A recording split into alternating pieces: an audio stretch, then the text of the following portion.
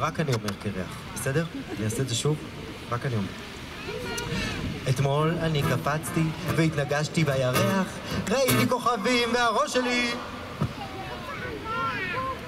לא, תקשיבו טוב, תראו, אני אסביר לכם. זה לא מנומס להגיד קרח, בעיקר לא ליד מישהו קרח, בסדר? רק מי שיש לו קרחת יכול להגיד קרח וזה יהיה מנומס, ובגלל זה... טוב, יש פה המון אנשים עם כובע, היחידי שאומר זה אני, בסדר? ילדים, זה חשוב. פעם אחרונה. אתמול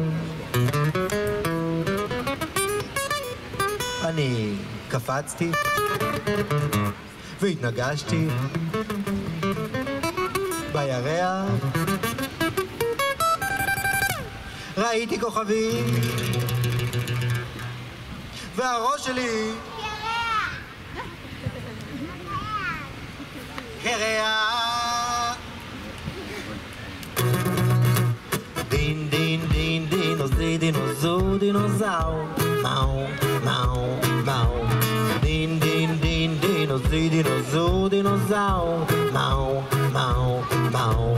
אתמול אני אכלתי את כל העננים, אז יש לי בבטן ברקים ורעמים, אבל בחוץ זורחת שמש. כמה נעים, כמה נעים, כמה נעים.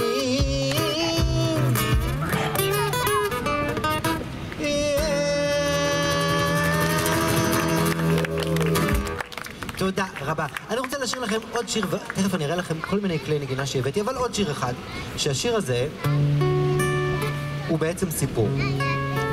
מי יודע איך אומרים סיפור ששרים אותו? סיפור ששרים אותו קוראים לו סיפושיר. והסיפושיר הזה הוא על חיה קטנה מאוד, לא כל כך קטנה אבל מאוד מאוד קטנה, אבל אף אחד לא יכול לטרוף את החיה הזאת. כי כל מי שמנסה לטרוף את החיה הזאת, איך ידעת? כל מי שמנסה לטרוף אותה נדקר מיד, כי החיה קוראים לה קיפוד. וזה קיפוד מיוחד שהיה לו חלום. אתם יודעים מה? אני פשוט אשיר לכם. לנמרוד הקיפוד היה חלום כמוס, הוא תמיד חלם לדהור על סוס, אפילו שהבין שהוא חולם על זה סתם. הרי קיפוד לא יכול להגיע לשם.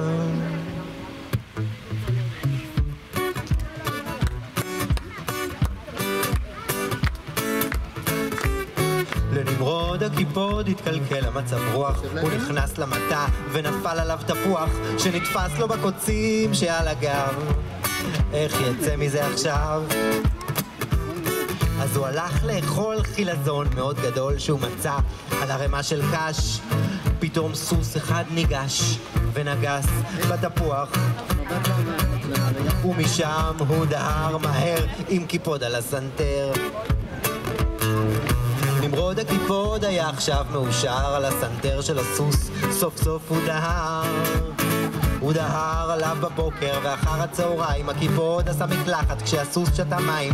הוא גירד לו את האף, צחצח לו שיניים, סיפר לו סיפורים ישר לאוזניים. הם שרו בשני קולות, שרו בשני קולות, שני קולות. הם רכבו כך שנים והפכו לחברים, ויש אומרים שעד היום אם תחפשו בנערים תוכלו לראות אותם רוכבים יחד לשום מקום. הוא רוכב עליו בבוקר ואחר הצהריים, הקיפוד עושה מקלחת כשהסוס שותה מים. הוא מגרד לו את האף, מצחצח לו שיניים, מספר לו סיפורים ישר לאוזניים. הם שרים בשני קולות, שרים בשני קולות, שני קולות. מה אתה לא אוהב? ובמוסר ההשכל, מי יודע מה זה מוסר השכל? אני אספר לכם. מוסר השכל זה מה שלמדנו מהסיפור. אם למדנו משהו מהסיפור, אז מה שלמדנו נקרא מוסר השכל. והגיטרה שלי לא מכוונת. אתם שומעים? אז במוסר ההשכל אני רוצה עכשיו לגעת, אל תפסיקו לחלום, כי לעולם אין לדעת.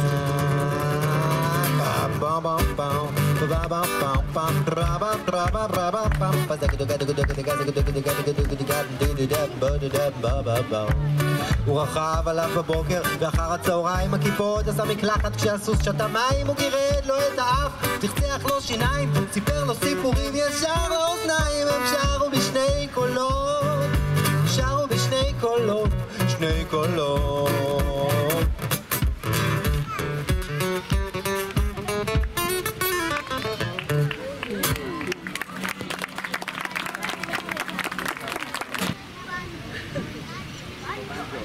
קוראים לו? בנג'ו, נכון מאוד. הבנג'ו מגיע מאמריקה, מארצות הברית.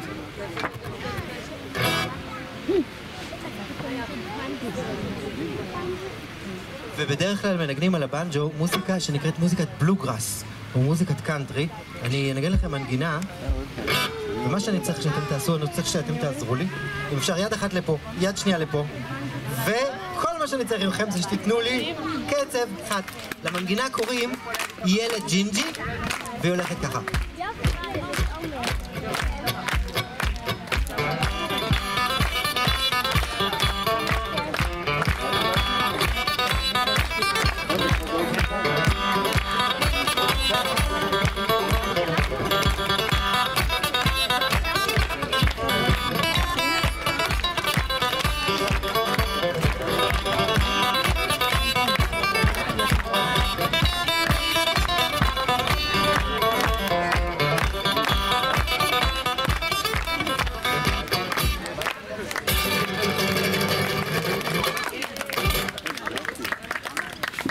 לפני שאני אמשיך, אני רוצה עוד כלי נגינה מעניין להראות לכם.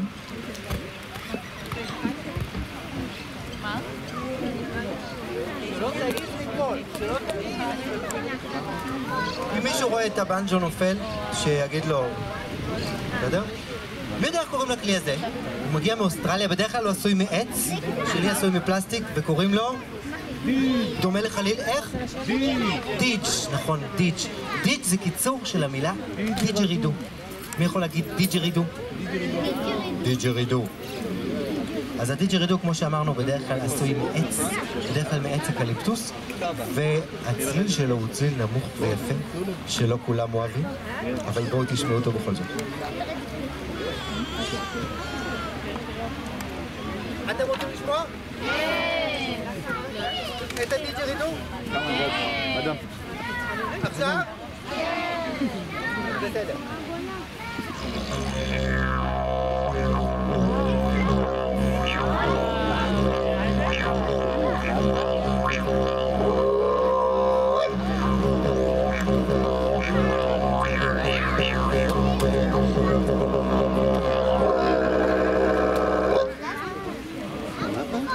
מה שאני רוצה לעשות עכשיו, אני אעשה ככה, אני אנגן בפה עם הדיג'רידו. ברגל אני אנגן על הטופבאס, וזה משאיר לי את הידיים פנויות לנגן על מה? על בנג'ו. עכשיו אני אנגן מנגינה שמגיעה מארץ שקוראים לה אירלנד. באירלנד זה אי שיש בו המון המון גשם, ובגלל שיש בו המון גשם אז יש בו המון בוץ, וכשהאירים מגיעים הביתה הם לוקחים את הבוץ שיש להם ופשוט מפזרים אותו בכל הבית, ובגלל זה החליטו לקרוא למנגינה הזאת לפזר את הבוץ. יש בנג'ו בחוץ או שזה...